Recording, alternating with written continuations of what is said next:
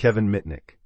Kevin Mitnick was born on August 6, 1963, in Los Angeles, California, and became one of the most infamous hackers in history. At just 12, he discovered how to ride city buses for free by exploiting the punch card system, his first hack long before computers entered his life. By his teenage years, Mitnick had turned his attention to telephones and computer networks.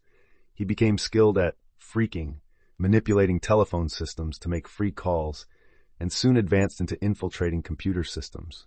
In high school, he successfully broke into the systems of major companies, including Digital Equipment Corporation and Pacific Bell, actions that began to draw the attention of authorities.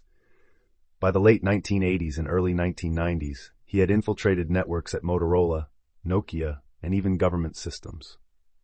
The FBI branded him the most wanted computer criminal in America.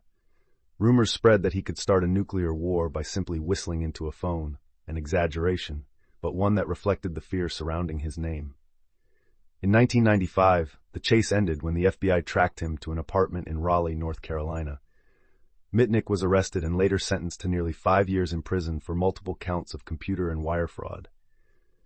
After his release, he transformed his life, becoming a respected security consultant and author, teaching organizations how to defend against the same exploits he once used. Kevin Mitnick passed away in July 2023, but his legacy endures. He is remembered as both a symbol of the dangers of unchecked hacking and a pioneer who exposed the vulnerabilities of the digital age. Anonymous. Anonymous is not a single hacker, but a collective, a faceless, leaderless group that emerged from the chaotic message boards of the early 2000s. Their symbol became the Guy Fawkes mask, popularized by the film V for Vendetta, representing rebellion against authority and anonymity in action. The group first drew attention with online pranks and raids, but quickly evolved into something larger, hacktivism. Their targets were not chosen for profit, but for politics. In 2008, Anonymous launched Project Chronology, a campaign against the Church of Scientology, using distributed denial-of-service attacks, leaking internal documents, and organizing real-world protests. They attacked Visa and PayPal after the companies cut services to WikiLeaks. They even targeted regimes during the Arab Spring, offering digital support to protesters and helping spread censored information. Governments worldwide tried to infiltrate and arrest members. Some individuals linked to Anonymous were caught, but the group as a whole remained a shadow, unpredictable, untouchable, and everywhere at once. Anonymous is less visible today than in its peak years, but it never disappeared. It remains a symbol of digital resistance, proof that even without leaders, a collective of anonymous individuals can shake the world. Adrian Lamo. Adrian Lamo was born on February 20, 1981 in Boston, Massachusetts. Known as the homeless hacker, Lamo lived a life of constant movement, often wandering from city to city with nothing but a backpack and a laptop. In the early 2000s, Lamo made headlines for breaching the networks of major corporations, including Microsoft, Yahoo, and the New York Times. His method was unusual. He would find vulnerabilities, exploit them, and then contact the companies to alert them, sometimes offering advice on how to fix their security.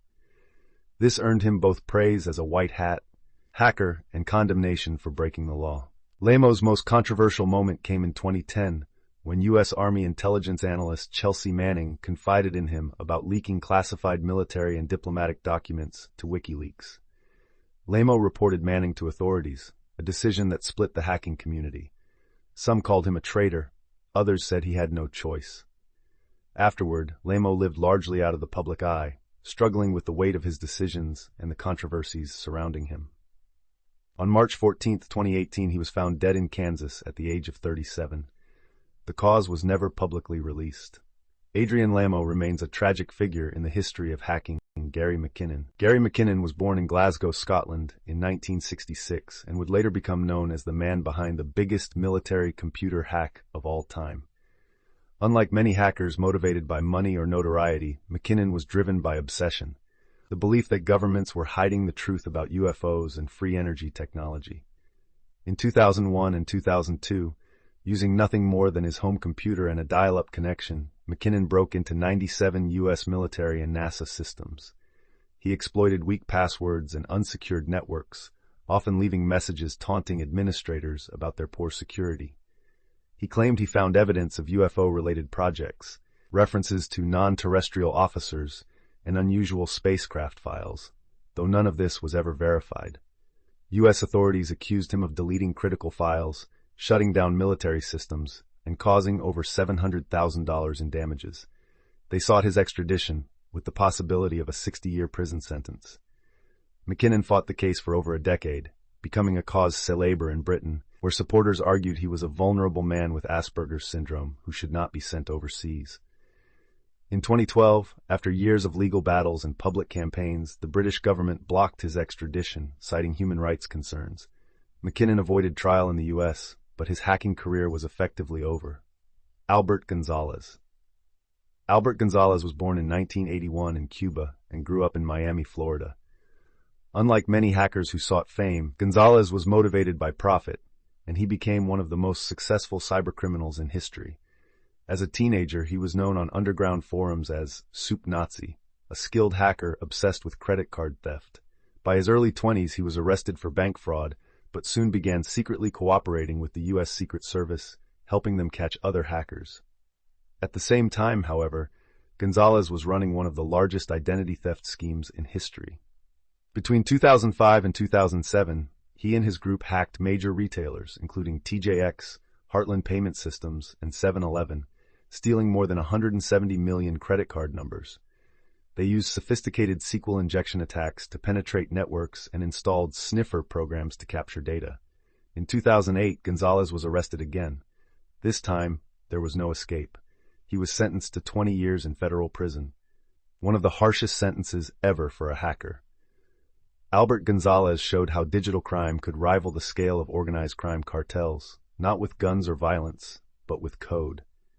Jonathan James. Jonathan James was born in 1983 in Florida and became the first juvenile in the United States to be sentenced for cybercrime. Known online as Comrade, he was a prodigy who began hacking as a teenager, astonishing authorities with his skill. At just 15 years old, James broke into systems at NASA and the U.S. Department of Defense. From NASA, he downloaded source code for the International Space Station, software worth over $1.7 million. His intrusion forced NASA to shut down systems for 3 weeks, costing thousands of dollars in damages. In 2000, James was arrested and sentenced to house arrest, probation, and a ban from using computers for recreational purposes. Despite his punishment, James insisted that his actions were motivated by curiosity rather than malice. But in 2008, during an investigation into a large-scale hacking scheme unrelated to him, federal agents searched his home. Believing he would be unfairly prosecuted for crimes he did not commit, James fell into despair. On May 18, 2008, at the age of 24, Jonathan James took his own life. In his suicide note, he wrote that he no longer trusted the justice system. Jonathan James remains a tragic symbol of wasted genius, a brilliant young mind who exposed the vulnerabilities of the world's most secure systems, but could not escape the consequences of his talent.